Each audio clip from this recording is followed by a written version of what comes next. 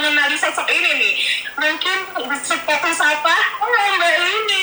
Halo. Halo di sini. Halo. Hai. Halo. Halo. Terima kasih. Ya, apa kabar, Miss? Kabar baik, terima kasih. Alhamdulillah.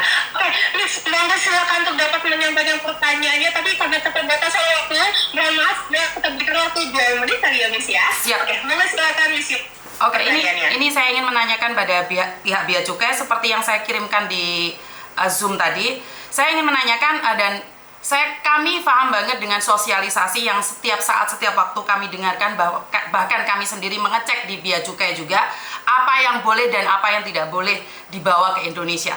Dan kami paham bahwa kami terdaftar di Cisco, kami berhak mendapatkan relaksasi 1.500 US dollar. Pertanyaan saya satu, salah satu pekerja migran kirim barang ke Indonesia hanya 1 sepatu saja dengan harga 100 dolar senilai 200.000 rupiah. Kenapa terkena pajak sampai 500 juta? Padahal di undang-undang di Bapak tadi sosialisasi bahwa 2 alas kaki, tapi ini cuma 1 alas kaki dan dikirimkan melalui kantor pos dan terkena pajak sebesar 500.000 rupiah. Padahal kan itu kurang dari 100 US dollar. Seharusnya kan dibebaskan, tapi kenapa dalam prakteknya di Banyuwangi itu terjadi lagi?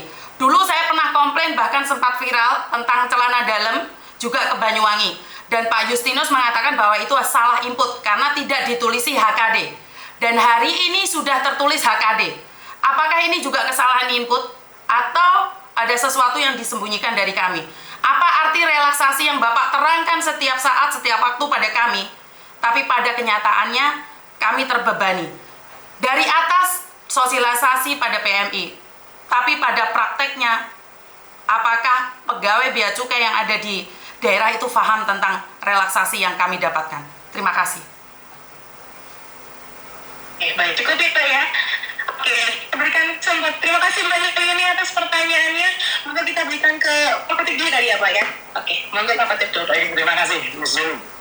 Saya sudah copy terkait dengan case-nya ini dan saya sudah dapat informasi begitu Miss Yuni menyampaikan kepada pimpinan kami, saya cek sampai detail. Begini, ini tadi yang saya sampaikan juga di awal, semua harus paham apa mekanisme yang dilakukan. Ya, betul ini barang dikirim melalui PT Pos, ya, dikirim melalui PT Pos. Yang jadi pertanyaan, apakah pihak pengirim menyampaikan bahwa pengirim adalah seorang PMI? Itu satu. Dari data yang sudah masuk, ini atas nama Nona Chen. Kira-kira WNI perlu gak ya? Nona Chen, ya, nanti dicek lagi, ya. Pengirimnya adalah Nona Chen. Apakah beliau adalah pekerja migran Indonesia? Kemudian satu lagi, bahwa PT Pos ini, ya, belum menangani barang kiriman pekerja migran karena belum ada agen di luar negeri yang bekerja sama dengan PT Pos. Nah, ini ya, penting kami sampaikan ketika sobat migran mengirimkan barang ke Indonesia itu melalui agen yang benar-benar terdaftar dan memiliki kerjasama dengan perusahaan jasa titipan di Indonesia. Ada case kemarin juga saya disampaikan oleh rekan di BPDMI, pengirimannya ini pot to pot, tidak melalui perusahaan jasa titipan. Terus siapa yang mau mengurus? Nah, itu satu. Ya, pertama mengenai mekanisme pengirimannya dulu, nanti dicek lagi. Secara detail nanti boleh kami diskusi dengan Miss Yuni. Kemudian, karena tidak ada identitas menunjukkan bahwa pengirim PMI, maka ditreatment dengan barang kiriman umum. Barang kiriman umum itu kan pembebasannya hanya 3 US dollar saja. Dan kebetulan untuk komoditas sepatu, ya, itu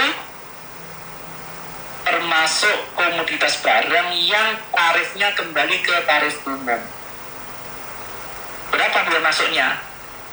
25%. Dia masuknya tarifnya 25%. Kemudian PPN 11%.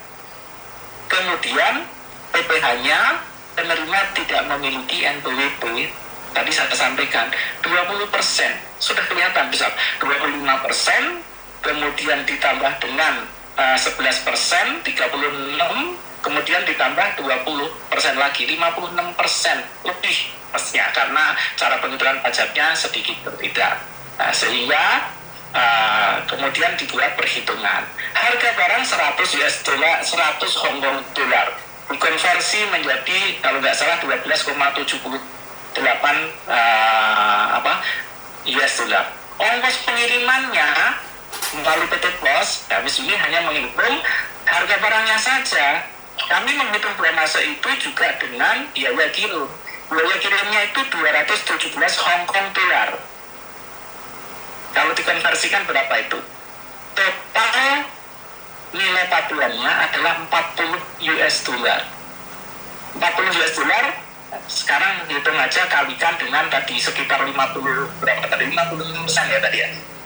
56%. Nah, kira-kira seperti itu perhitungannya. Jadi di sini perlu atensi bahwa ketika kita mengirimkan barang, maka mekanisme apa yang kita pilih itu informasikan dengan jelas. Ya, nanti kalau tidak ada informasi kepada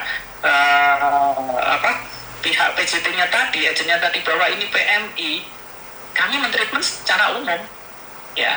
Dan kami menerima data dari PT Pos, juga CN, dokumen pengiriman barang kiriman umum, bukan barang kiriman pekerja migran Indonesia.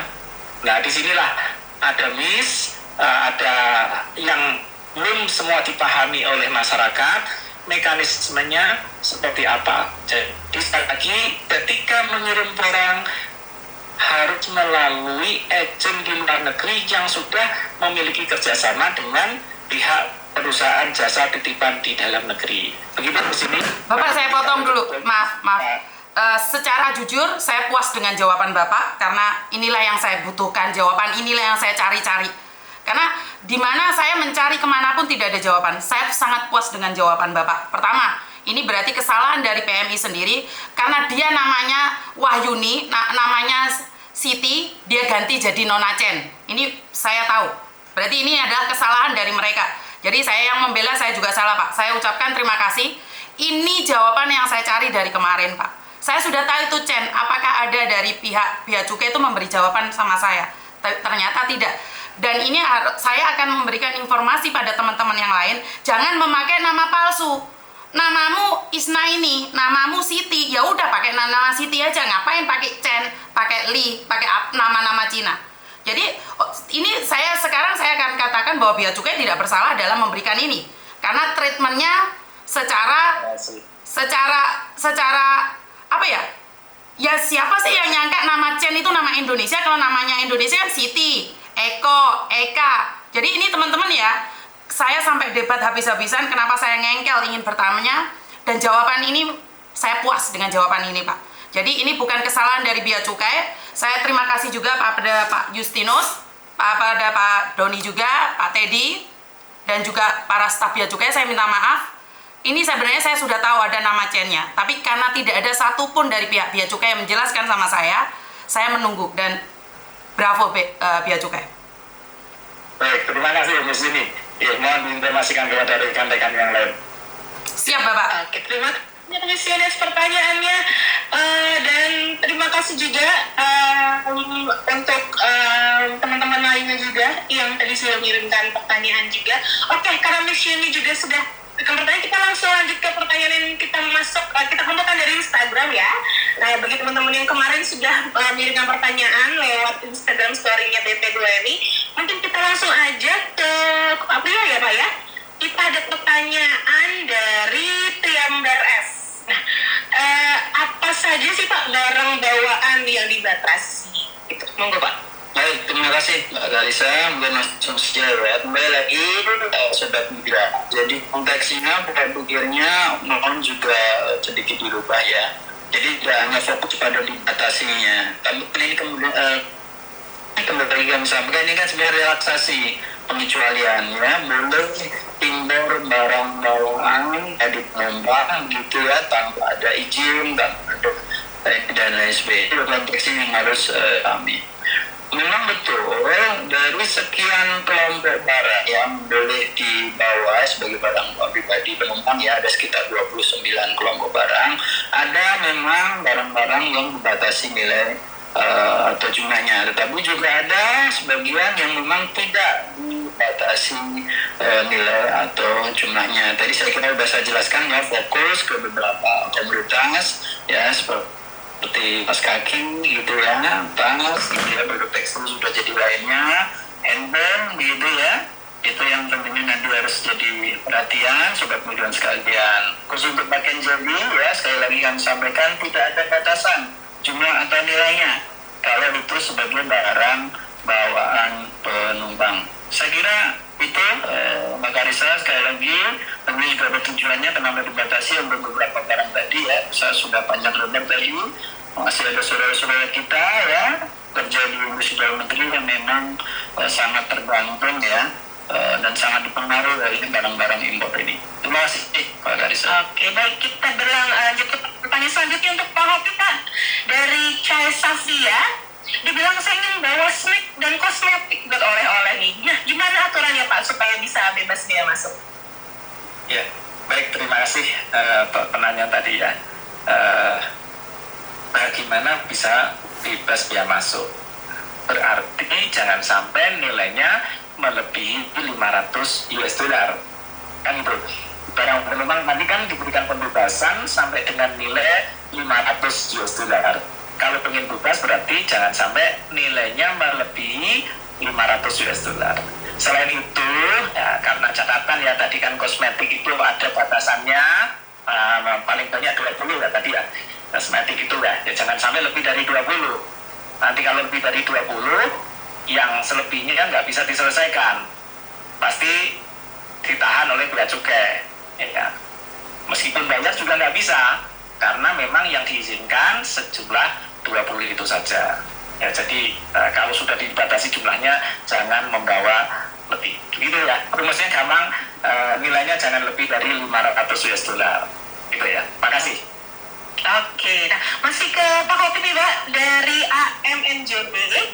Apakah boleh bawa banyak barang bekas dari Korea Selatan seperti handphone, tapi untuk dijual kembali nih di Indonesia, gimana nih Pak? Ya ini yang menarik, yang banyak dimanfaatkan oleh teman-teman. Kita tahu barang-barang di luar negeri itu murah, apalagi kondisi bekas gitu ya. Nah, namun sebagaimana tadi sudah juga disampaikan Pak Priyo, nah ini kan ada kepentingan di dalam negeri, ya. Jadi masuknya saja sudah dibatasi, ya.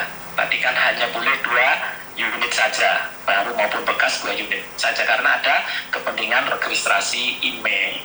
Nah, jadi tidak boleh untuk tujuan diperdagangkan. Satu pun juga nggak boleh Pak.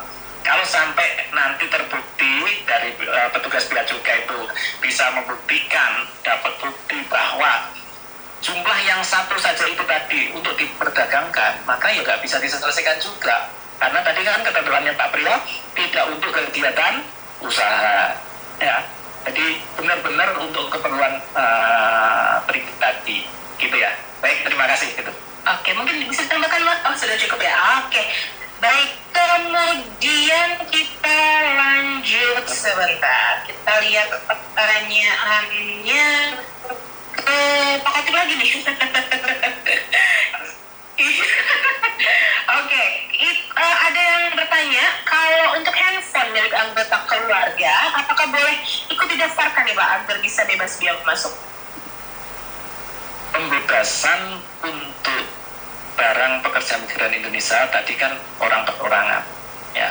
Kalau seandainya mau pulang bersama keluarga, ya, nanti kan masing-masing akan mendapatkan pembebasan sebesar 500 US dollar. Ya, kalau barangnya baru-baru, ya mungkin memang ada selisihnya akan bayar. Tapi kalau barangnya yang sudah digunakan, sudah ini, saya rasa nilainya tidak akan sampai 500 US dollar sehingga akan diberikan pembebasan biaya masuk. Jadi kalau sebagai barang utang, tadi maksimal 2 unit per penumpang. Ya, jadi kalau keluarganya ada 5, kalau mau ini memanfaatkan kesempatan ya, masing-masing bawa 2, ya boleh. Kami tetap akan lakukan layanan dan registrasi. Ya, untuk pembebasannya kalau yang PMI-nya sendiri tadi ya boleh dibebaskan secara keseluruhan. Tetapi kalau untuk keluarnya hanya per masing-masing bank tadi hanya bisa ada batasan 500 US dollar. Demikian. Oke, baik. Nah, ini masih seputar hewan nih, Pak Patut. Ada yang tanya, kalau misalnya pulang Asia lebih dari 1 kali dalam span waktu 1 tahun dan membawa handphone, apa dia harus membayar bea masuknya di kedatangan kedua dan seterusnya? Terima kasih. Sebelum sampai ke masalah pembayaran, ya, ini ada batasan dulu. Tadi kan sudah dibatasi mengenai pembawa, hanya boleh membawa dalam 1 kedatangan saja. Ya, hanya dalam 1 kedatangan saja. Kalau berikutnya, kedatangan berikutnya itu kemudian membawa, ini nggak bisa diselesaikan. Ya, meskipun cuma atau yang pertama cuma 1, yang kedua 1. Ya, gitu. Oke, baik. Nah, pertanyaan selanjutnya dari Eko Pak baik ya. Nah, kalau saya bawa sepatu lebih dari 2 pasang dan dia bilangnya nggak mau bayar bea masuk, apakah sepatu saya akan disita atau gimana Pak? Baik, terima kasih Mbak Kalisa. Ya, Sobat Migran yang saya hormati, sebagaimana tadi sudah panjang lebar saya jelaskan ya, ada beberapa kelompok barang yang memang ada batasan jumlah atau nilainya, dan juga ada sebagian barang yang memang tidak batasan jumlah dan nilainya. Sepatu ini adalah masuk barang yang memang dibolehkan diimpor sebagai barang bawaan penumpang tanpa ada izin apapun, tetapi memang dibatasi paling banyak hanya 2, kan begitu ya. Nah, ada 2 hal nih. Hal ini tentunya kaitannya dengan batasan jumlahnya, begitu ya. Kalau memang lebih dari 2, ya tentunya nanti akan ada perlakuan terhadap barang tadi sesuai dengan peraturan perundangan yang berlaku ya. Salah satunya bisa nanti disita, kan kurang lebih seperti itu ya. Intinya kembali lagi kami berharap kepada sobat migran sekalian bisa memenuhi aturan ketentuan yang ada, yang tentunya ini adalah untuk bagi kebaikan kita bersama ya, seluruh warga negara Indonesia ya, baik itu PNI yang ada di luar tentunya adalah warga negara Indonesia yang ada di dalam negeri. Kurang itu Mbak Karisa, silakan Mbak Fatuk kalau ingin menambahkan.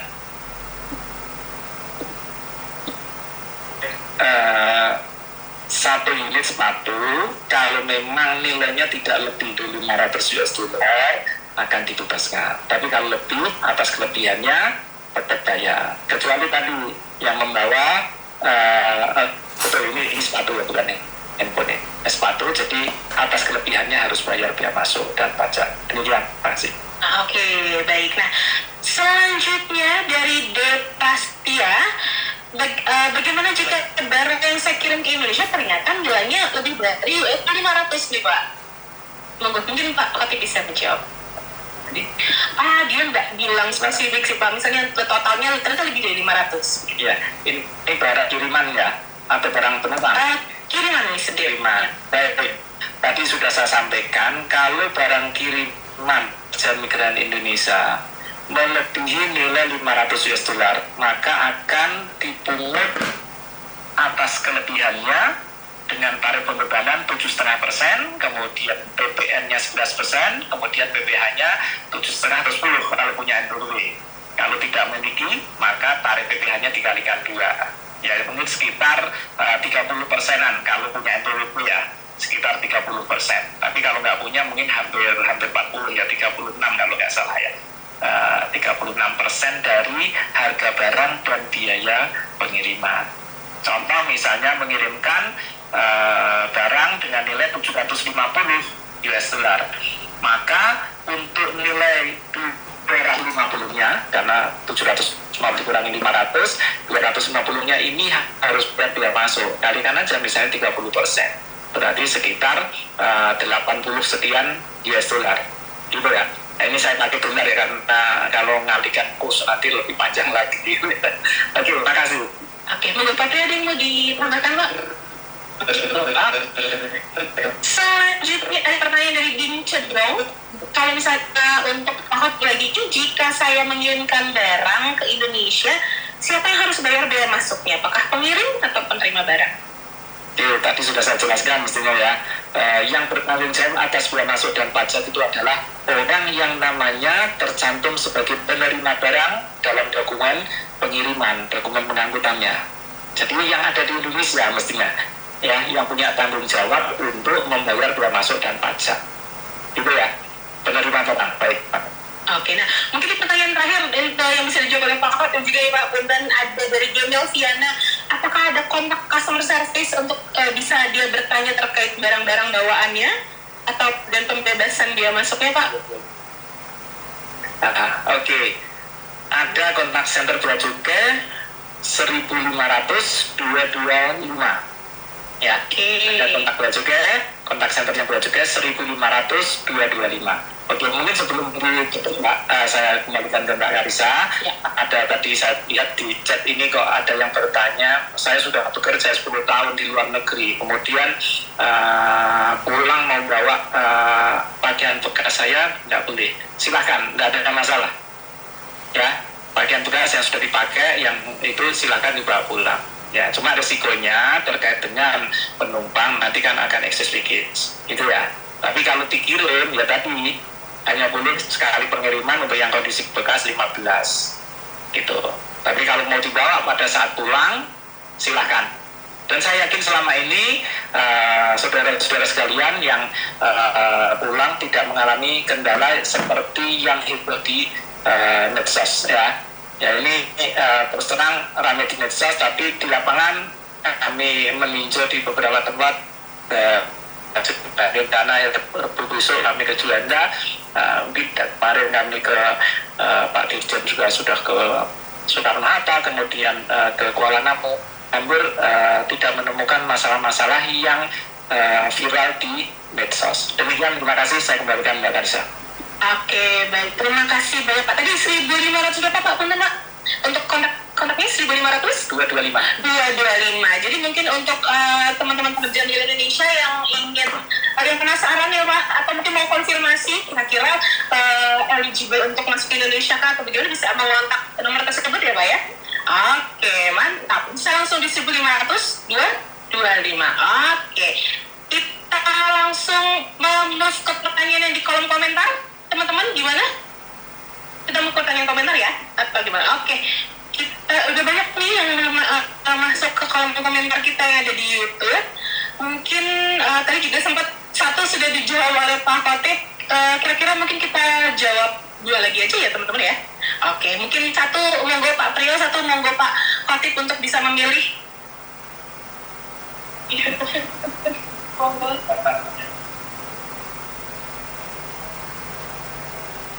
Oh iya, oke. Di situ ada lumbung baju bekas saya sendiri ya. Oke, jadi gini, seperti itu kembali lagi kami sampaikan, Bapak Ibu, Sobat Migran sekalian, selaku PMI punya 3 mekanisme alternatif untuk istilahnya impor barang Sobat Migran sekalian. Tadi yang pertama adalah kiriman, gitu ya. Kita berikan kesempatan 3 kali, ya. Tentunya tadi ada batasan-batasannya. Ya kalau bicara pakaian tadi kan sebenarnya 15 sekali penerima. Sekarang boleh 46 biji. Ya saya kira 46 biji ini suatu nilai yang sudah lumayan besar lah menurut saya ya.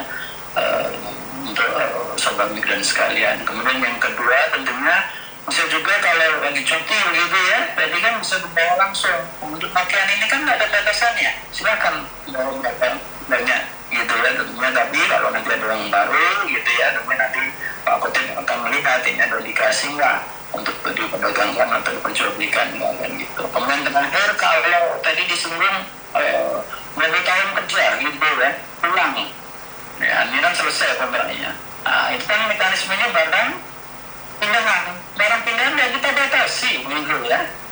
Sobat Migran yang mencari itu kan ya, khususnya untuk pakaian berapapun boleh, yang baru bekas boleh ya, asal memang ada surat keterangan dari perwakilan negara Republik Indonesia setempat menerangkan bahwa saudara migran pulang memang selesai kontrak kerjanya, istilahnya pindah gitu ya, kembali menetap di Indonesia. Saya kira itu Mbak Kadisa. Terima kasih. Terima kasih banyak Pak Atip. Pak Atip, monggo untuk bisa menjawab salah satu. Saya pilih pertanyaan dari Mbak Adil Rahayu. Kenapa saat kirim paket dari luar negeri terus dimintai paspor dan KTP? Ya, oke, baik, terima kasih. Nomor paspor, nomor KTP ini kan unik ya. Nah, data inilah yang akan kami jadikan key parameter ya sebagai kunci dari kami mengidentifikasi apakah pengirim barang ini benar-benar PMI. Jadi kami, Bea Cukai, kemudian BP2MI, kemudian Kementerian Luar Negeri, ini sudah bertukar informasi. Data yang ada di BP2MI, yang IPMI itu sudah disampaikan kepada Kemlu, kemudian Kemlu dari Peduli WNI, kemudian Peduli WNI ada integrasi data dengan Bea Cukai. Jadi ketika ada pengiriman, kami langsung lakukan pengecekan apakah nomor paspor ini terdaftar di BP2MI. Ya. Oleh karena itu kami juga menggunakan kadang menggunakan nomor KTP. Kalau KTP kan tidak NIK ya, tidak berubah. Kalau paspor begitu perpanjangan nanti nomor paspornya berubah. Beruntung ini sudah 10 tahun, jadi mungkin semoga aja tidak banyak terjadi case nomor paspor berubah. Tapi kami akan lakukan pengecekan berdasarkan nomor tersebut. Nah, kalau nama kan bisa beda-beda. Nulisnya ada spasi, kemudian salah ketik satu aja nanti kan sudah beda. Nah, oleh karena itu identitas ini penting dalam rangka kami mengecek apakah benar pengirim ini terdaftar atau tidak. Jadi kami lakukan secara sistem. Nanti semoga aja segera selesai sistem kami bahwa pekerja migran ini juga sudah bisa mengecek. Saya sudah mengirim 1 kali, saya mengirim 2 kali. Ini semoga aja ke depan segera selesai sistemnya karena masih perbaikan lagi. Demikian, terima kasih Mbak Kadisa. Oke, terima kasih banyak Pak Atip. Karena kita sudah menjelang untuk kita terselesai untuk podcast kita hari ini, saya mempersilakan untuk Pak Priyo dan Pak Atip untuk bisa melakukan closing statement. Ada pesan-pesan untuk sobat migran semua, monggo. Oh, boleh, Pak Atip dulu, monggo, silakan Pak. Terima kasih ya sobat migran semuanya. Ini kesempatan yang baik untuk kita untuk bisa sama-sama memahami ya, sobat migran mengirim barang, kemudian juga membawa barang ketika pulang. Kami sebagai Bea Cukai juga akan melayani. Ya, mungkin ya ada miss dalam pemahaman terkait dengan regulasi. Ya, ini harus sama-sama kita pahami. Oleh karena itu, berbagai kesempatan kami sampaikan ini loh peraturannya. Mengenai bagaimana peraturannya kok begini. Ya, ada berbagai hal yang mempertimbangkan sehingga yang menjadi pertimbangan sehingga regulasinya menjadi seperti ini. Bahwa suatu regulasi tidak akan menyenangkan, membuat puas bagi semua orang. Pasti di antara sekian itu ada yang tidak sepakat. Ya. Kalau seandainya kita batasi, oh nggak boleh just tip, pasti akan marah. Gitu ya. Demikian juga, ini nggak boleh ngirim banyak-banyak. Tentu kita ingat, saudara kita, Pak D kita, atau om kita, atau ponakan kita di Indonesia sebagai penjahit. Begitu saja 1-2 orang mengirim barang, berarti kan mengirim pakaian bekas sudah 40. Nah, 40 ini kira-kira kalau 1 bulan 1 penjahit, berarti 1 penjahit sudah nggak kerja. Nah, ini yang perlu kita pahami bersama bahwa regulasi ini juga dinamis. Tentu harapannya nanti ke depan juga bisa mengakomodir keinginan, kepentingan, harapan semua pihak.